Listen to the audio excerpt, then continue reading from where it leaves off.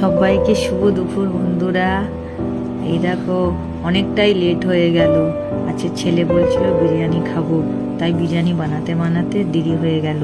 তারপরে ছেলে video editing করছিল, ওই জন্য আরও লেট হয়ে গেল, প্রায় 3টে বাজতে যায়। কেমন হয়েছে ভিডিওটা কমেন্ট করে জানিও বন্ধুরা। হ্যাঁ, টাটা।